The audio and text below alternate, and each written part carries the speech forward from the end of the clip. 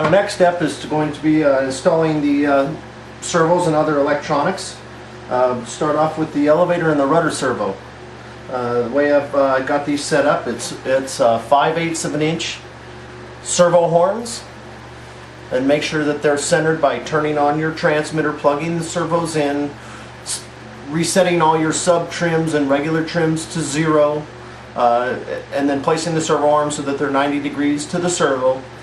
That way you don't have to worry about taking the servo arms off later. Now's a good time to go ahead and cut out all your control horns and landing gear support and push rod supports out of your plywood block.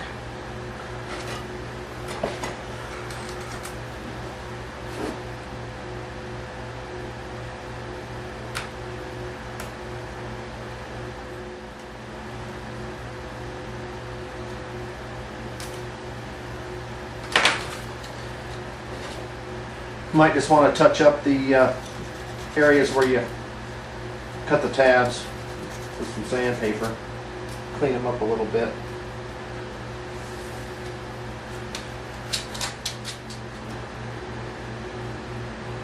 I'm going to go ahead and attach your 1-inch Z-bend to your 050 by 17-inch push rod by heat shrinking the Z-bend wire to the end of the carbon with approximately 3/16 of an inch between the carbon and the first 90-degree bend of the Z-bend.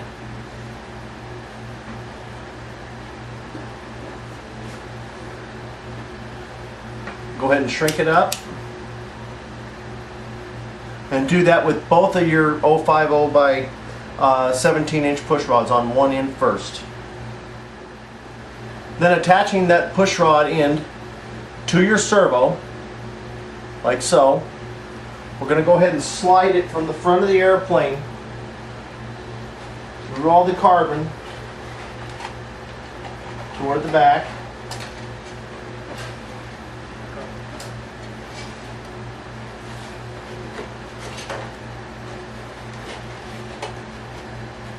And place the end of the carbon approximately 3/16 of an inch from the hinge line,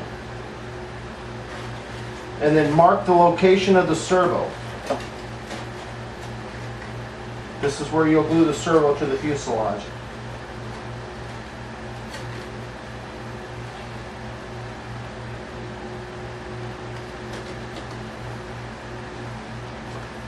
I'm just going to go ahead and use a pencil to put a little mark on the servo,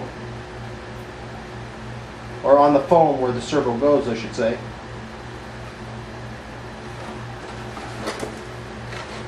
Double check. Looks good.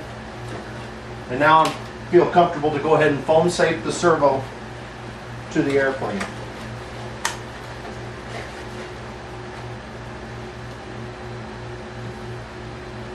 Place your foam safe CA on the servo. Spray the fuselage where the fuselage or the servo is going to go.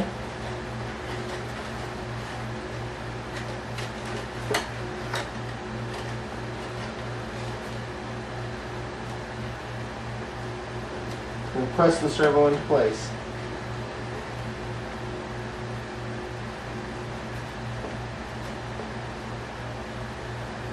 Now this is the left-hand side of the airplane. This is going to be for the elevator.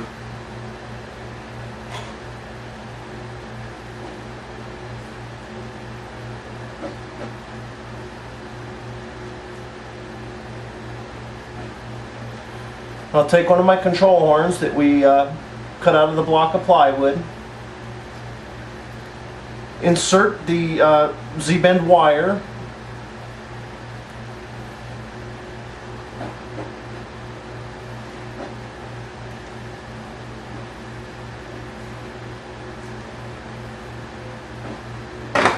Take one short and one long push rod standoff.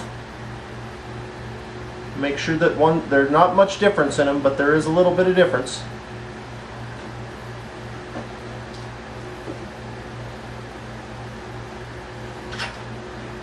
And I like to take my X-Acto knife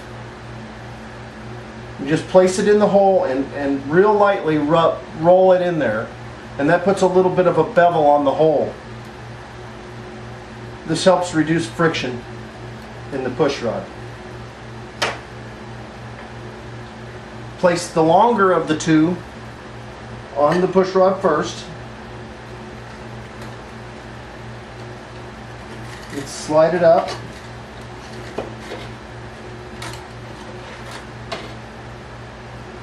Then the shorter one.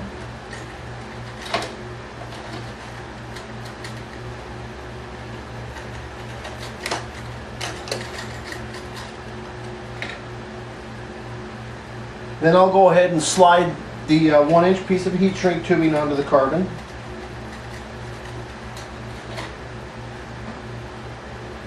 Now your control horn and Z-bend wire.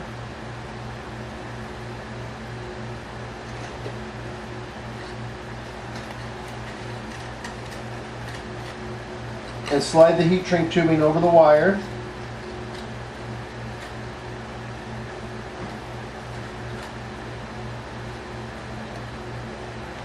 And now we're going to line up where we're going to install the control horn. Now what I'm doing is using the standoff as a guide for the distance away from the fuselage side, so that the carbon is not bent too much. A little bit's okay, but you want a nice straight shot on that. And again, you want to place the hole where the control horn is right over the hinge line. Once you're satisfied with the position, go ahead and press the control horn to the foam, making a small mark on the foam. Move it out of the way, and then take your X-Acto knife and go ahead and remove that foam. About 2/3 the thickness of the plywood. That way the control horn squeezes in there nice and tight. Go ahead and press it through.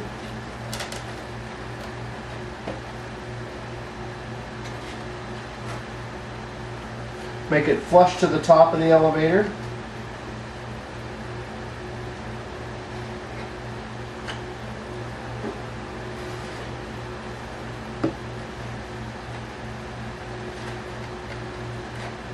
Now go ahead and foam safe CA this into place.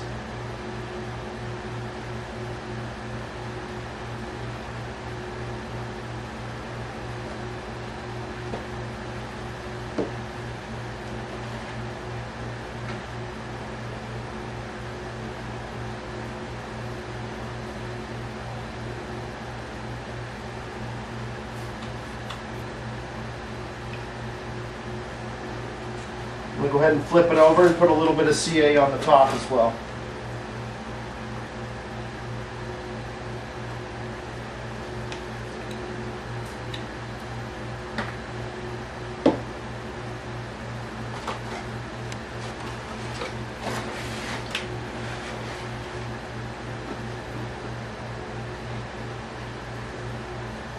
Now we can go ahead and make sure that the servo horn is still 90 degrees to the servo.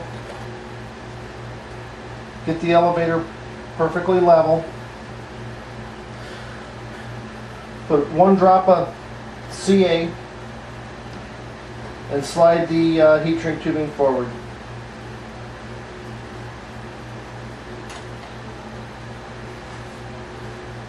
Now when you heat this heat shrink tubing, be very careful that the fire is traveling up and away from any of the foam. It will melt it pretty quick. Blow out any flame. Super glue is flammable, by the way. You want to make sure there's no flame there. It doesn't take much heat. And then go ahead and kick it if there's any excess glue.